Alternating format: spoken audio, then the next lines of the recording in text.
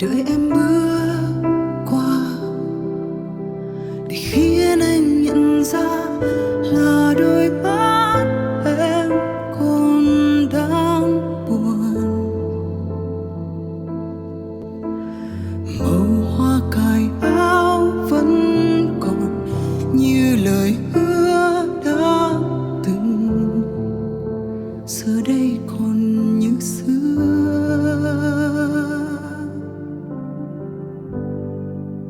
Dòng người vội vàng bước qua, chợt như chiếc hôn thế thôi, nên đôi môi chia làm đôi, như ta đang mong vậy thôi.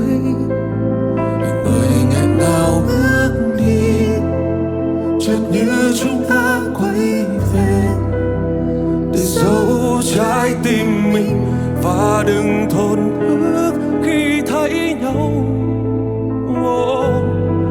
Để đoàn tàu kia dừng lại, còn hai ta bước qua nhau.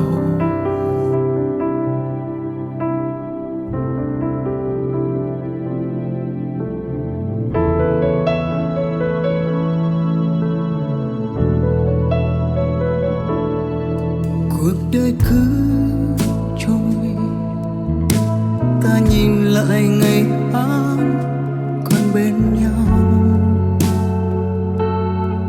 cùng những thăng trầm.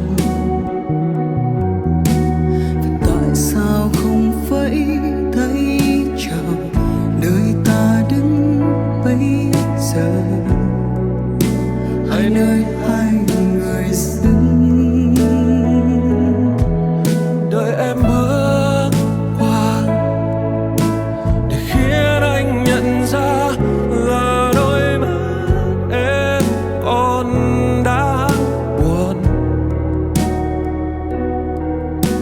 và màu hoa cài áo vẫn còn như lời hứa đã từng, giờ đây còn như xưa.